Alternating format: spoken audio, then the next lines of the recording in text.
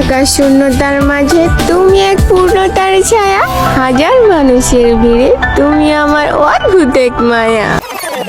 হ্যাঁ, অদ্ভুত এক মায়া রে, কি মায়া। ওকে গাইস, তোমরা যদি কিছুদিন অনলাইনে অ্যাক্টিভ থাও তাহলে এদের মতন কিছু বোকাচোদা মার্কা মায়া মানুষদের পাইবা, মানে যাদের হোকার ভিতরে শুধু ডংটাই আছে, মানে ডং ছাড়া তো আর কিছু দেয় নাই আল্লাহ তাআলা। মানে হোকার ভিতরে ডং, মুহের ভিতরে ডং, মানে পুরা শরীরের ভিতরে ডং। আর এরা মনে করো যে কথা বলে কিভাবে, পুটকিতে কথা বলে আর কি, বুঝছো?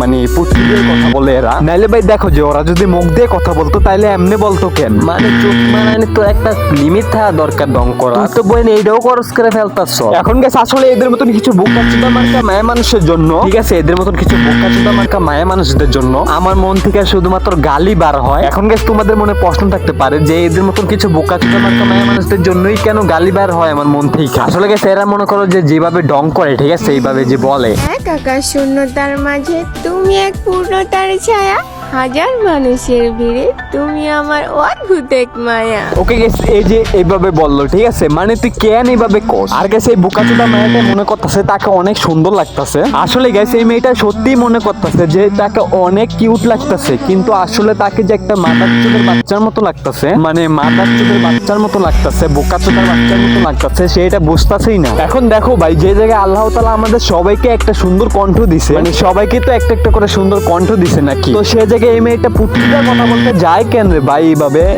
কইরা? মানে তোর আল্লাহ তাআলা সুন্দর একটা কণ্ঠ দেয় না, তুই সুন্দর করে কথা তুই কেন এমনি কবি? আসলে গাইস এই মেয়েটা এমনি কেন কইবো? So hey guys, welcome back. I hope কি তোমরা সকলেই ভালো আছো এন্ড আমিও ভালো আছি। আর একটা কথা যে তোমাদেরকে আমি বলি, ঠিক আছে, তোমরা তো জানোই, অনেকে জানো বা অনেকে জানো না যে আমার চ্যানেলে একটা গাইডলাইন স্টে করছিল, যার কারণে কিন্তু আমার চ্যানেলে কোনো ভিউ আসছিল না। সো অনেকদিন ভিডিও ছাড়ার পরে চ্যানেলটা ঠিক হয়েছে। সো আমি ভাবতাছি যে তখন আমি যে সব ভিডিওগুলো আপলোড দিছি, তো সেই ভিডিওগুলো আমি আবার আপলোড দিব। সো তোমরা আবার কিছু মনে করো না যে ভাই আগের ভিডিও কেন এখন আপলোড দিতাছি। তো আমি কালকে বা আজকে আমি আপলোড দিব, এটা দেওয়ার আগেই দিব বা এটা দেওয়ার পরে দেওয়ার চেষ্টা করবো ওই ভিডিওগুলো। আর ভাই একটা ভিডিও বানাতে যে কতটা কষ্ট হয় সেটা একমাত্র কন্টেন্ট ক্রিয়েটরই বোঝে, মানে একটা কন্টেন্ট ক্রিয়েটরই বোঝে যে একটা ভিডিও বানাতে কতটা কষ্ট হয়, ঠিক আছে। তো একটা ভিডিও বানাতে যে কতটা কষ্ট হয়, তারপর যখন ওই ভিডিওতে ভিউ না আসে, ঠিক আছে, তখন একটা কন্টেন্ট ক্রিয়েটরের কিন্তু কখনোই মন ভালো থাকে না। তো তেমনই আমারও, ঠিক আছে। তো আমি আবারও সেই ভিডিওগুলো আপলোড দিব, আর তোমরা কিছু মনে করো না, ঠিক আছে।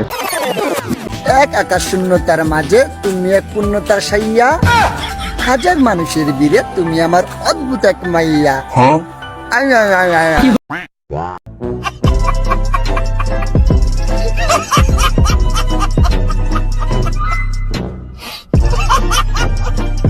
এখন গাইস সত্যি কথা বলতে ভিডিওটা তোমাদের কাছে কিরকম লাগছে সেটা আমি জানি না, কিন্তু গাইস আমার কাছে জোস লাগছে। মানে গাইস তোমরা যদি আমার প্রশ্ন করো যে এই ভিডিওটারে আপনি 100 থেকে কত দিবেন, ঠিক আছে, তাহলে আমি 100 থেকে 100ই দিব। কারণ ভাই ভিডিওটা মনে করো যে একটা বাস দেওয়া একটা ভিডিও আর কি, বুঝছো? মানে এক প্রকারে একটা রোস্ট ভিডিও আর সাথে একটা ফানি ভিডিও, মানে দুইটা ভিডিও, তিনটা ধরনের ভিডিও হয়ে গেছে ভাই এটা। মানে দুই ধরনের না, তিন ধরনের, একেবারে তিন ধরনের ভিডিও হয়ে গেছে এটা। একে তো রোস্ট ভিডিও, দ্বিতীয়ত কি সুন্দর একটা করে একটা বাস দিল, আর তৃতীয়ত একটা ফানি ভিডিও। ওকে গাইস, এই ছিল আজকে ভিডিও। আর গাইস উনি নাকি বাংলাদেশের সানি লিওন, উনি নিজেকে নিজে দাবিও করে। হ্যাঁ, আমি তো অবশ্যই বাংলাদেশের সানি লিওন, কারণ হচ্ছে ও ইন্ডিয়া যে দেশটা সেখানে হচ্ছে সানি লিওন কাঁপাচ্ছে।